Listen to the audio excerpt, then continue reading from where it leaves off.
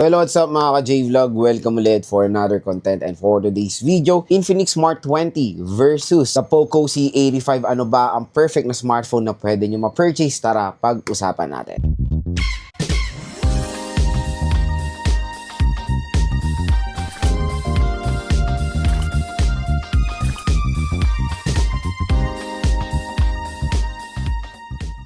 So na mga idol, for today's video, magpo-phone comparison tayo ng dalawang mabenta na smartphone ngayong 2026. So it's second quarter na ng 2026, first month ng second quarter. So syempre maraming naghahanap pa rin ng mga smartphone na pwede nila magamit pang araw-araw nila. Lalo-lalo na ngayon mga idol, medyo mahirap na ngayon mabuhay sa Pinas. Diba, kailangan na natin maging practical sa pagbili ng ating mga hard-earned money. Eh, syempre, karamihan din kasi ng bibili ng smartphone is gagamitin nila sa trabaho, pang negosyo. Hindi lahat ng perspective ngayon ng isang smartphone is sa gamers.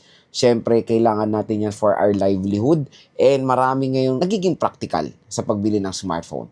Marami naguguluhan kasi ang dami pong bagong labas sa smartphone. Dito sa video natin, meron tayo ngayon info-phone comparison na dalawang napaka-solid pagdating sa presyohan. Ang Poco C85 at ang Infinix Smart 20. Syempre, marami naguguluhan. Ano ba ang maganda, Lods? Kasi hindi sila nagkakalayo ng presyo at ang mumura po nila.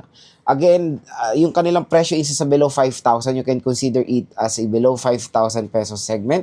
For the Infinix Smart 20, the 4GB 64 and 4GB 128 is around 45,000 pesos. Few hundred of pesos lang ang kanilang price difference. Kaya I suggest go for the 128GB of internal storage. While on the other hand, check natin to sa official store. While on the other hand, the Poco C85 is sa 5,000 pesos mga idol. So again, kung gusto nyo sila makuha ng ganyang kamura, kasi yung mga binigay ko is yung mga sale price sila. Top mo yung video, view products, nandito lang yung link ng ating Poco C85 and Infinix Smart 20 at lulubog-lilitaw rin yan dito sa buong video natin.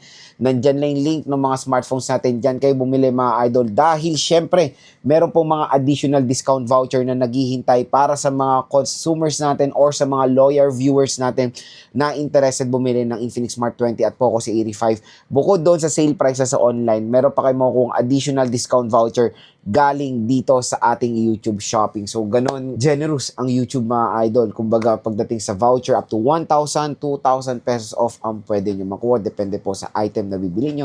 And of course, depende sa account. Okay? So, yun, pag-usapan natin yung kanilang advantages sa isa't isa. Dito muna tayo sa perspective ng display. Pagdating sa display, the screen size, mas lamang ang Poco C85. Ang Poco C85 kasi napakalaki ng display, 6.9 inches.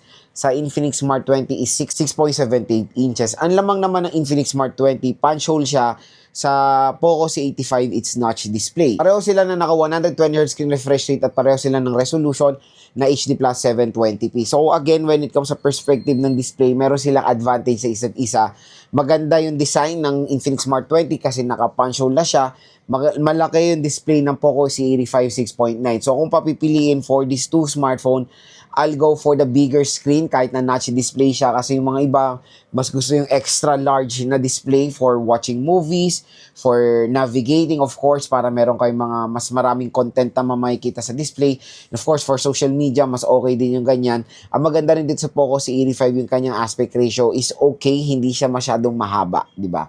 So yon, panalo talaga sa display size or sa display, overall display specs for me is the Poco C85 even though naka-notch display siya. Pero again, marami pa rin mapupusuan ng Infinix Smart 20 dahil naka-punch hole display po siya compare sa Poco C85. Sa OS naman, pareho na sila kasi ang Xiaomi kasi or ang Poco, may history yan pagdating sa update. So, matik ma-update si Poco C85 ng Android 16 kasi last year po ito na-release. So, naka-Android 15 siya. While on the other hand, the Infinix Smart 20 is out of the box na Android 16 na siya. Pero ito lang, ang Poco kasi, baka may possibility na ma-update pa to sa Android 17, hindi natin alam. Pero kung itatrack natin, baka ma-update pa siya. Kaya for me, when it comes to operating system, I'll go for the Poco C85. Kasi meron pa tayong slight chance na ma-update pa to sa Android 17. Dito sa Infinix kasi wala silang track record pagdating sa ganyan sa mga software update. Minsan na-stuck na lang sila sa ganyan, lalo na sa mga mura nilang smartphone. Pero again, longevity wise, syempre Android 16 yan, matagal nyo po mga gamit yan taon. Pero iba, mas i-consider yung Poco C85 kasi meron parang 50-50 na ma-update siya. Pero ang disadvantage talaga ng Poco or ng Xiaomi is yung kanilang too much bloatware or ads. Yun lang talaga ang pinakapalpak dito sa HyperOS. Pero when it comes sa clean ng UI, user-friendly, okay naman i-recommend ang Poco C85 mga idol. Sa processor, wala naman din pinagkaiba. Pareho silang MediaTek Helio G81 chipset, kaya all goods na all goods din. When it comes sa RAM at ROM, clear winner dito ang Poco C85 kasi ang pinakamaliit na ma-offer niya for a price na 5,000 pesos or below 5K is 6GB 128.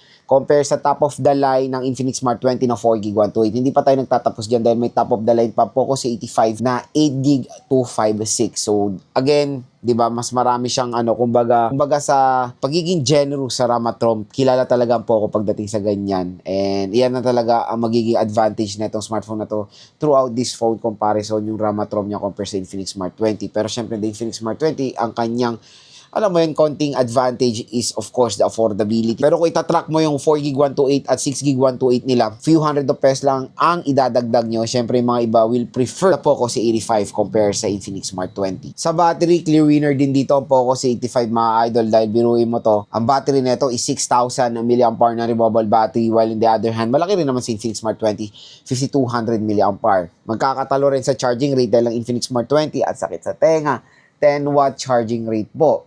Ang Poco C85, magandang balita yan na talaga at least minimum na pwede nating materno for a 6,000 mAh battery capacity, 33-watt fast charging. So, yun nga, di hama po na mas mabilis mag-charge ang Poco C85 at mas matagal po siya malobat compared dito sa Infinix Smart 20. So, syempre, battery consumption or battery performance, fast charging rate, I'll go for the Poco C85. Clear winner po tayo pagdating dyan. When it comes to design, for me, I'll go for the Infinix Smart 20. Hands down, dahil ito yung literal na mukhang iPhone 17 Pro Max. Especially pag kinuha nyo yung sun-like orange nila mga idol. Mukha talaga siyang iPhone 17 Pro Max na yan yung magiging isang magiging buying factor ng mga consumers natin dito. Uy, gusto ko na mukhang iPhone 17 Pro Max. Yung bilhin nila yung Infinix Smart 20. Kasi syempre, design and aesthetic ay meron pong huge contribution yan pagdating sa pagiging mabenta ng isang smartphone, di ba? So, meron din kasi mga consumers na nahatak sila, nabibili nila yung smartphone pagdating sa design and aesthetic na meron po dito sa Infinix Smart 20. For me, I'll go for the design ng Infinix Smart 20. Hands down, mga ka-J-Vlog, mas maganda siya. Especially pag kinuha niya yung sunlight orange niya. When it comes sa protection naman, pagdating sa water protection, both smartphone ay protected ng IP64 water and dust resistant. So, wala naman tayong pinagkaiba dyan. Again, quick reminder lang, these two smartphone, you cannot submerge sa water. So, hindi sila pwedeng masubmerge sa water dahil mababa kanilang protection for that kind of scenario. Pero, syempre, very welcoming yung ganyang protection sa mga consumers natin na nasa budget side. Kumbaga, nakikita ko kasi yung mga iba nating motor taxi riders, yung mga hindi pa water protected, is meron sila nilalagay na plastic para hindi mabasa yung smartphones nila. Dito, hindi nyo nagagawin yan dahil meron yung protections for raindrops, accidental drops, certain kind of water pressures, pero hindi po, again, you cannot submerge it sa water. It is not advisable. Medyo mababa pa po ang kanyang IP rating for that kind of thing. Ang pwede lang po masubmerge sa water, quick reminder lang, is IP67, 68, and 69 water and dust resistant. So again mga ka-J-Vlog, yan po yung kanilang advantages sa isa't isa.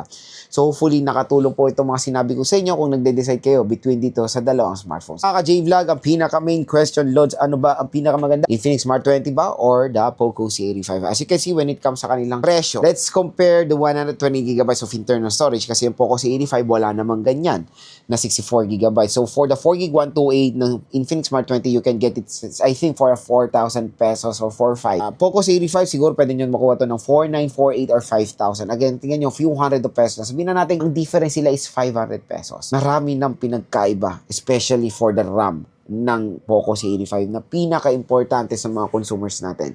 So, 6GB kasi ang pinakamaliit na ma-offer ng Poco C85 na yan talaga yung magiging buying factor din ng mga consumers natin pag i-compare natin sa Infinix Smart 20. So, for me, when it comes sa ating phone comparo, clear winner dito, specifications is a Poco C85, hands down. Napakadami niyang magandang specs na ma-offer compare sa Infinix Smart 20.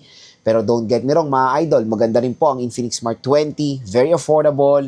The processor, both smartphone, when it comes sa processor, pareho sila.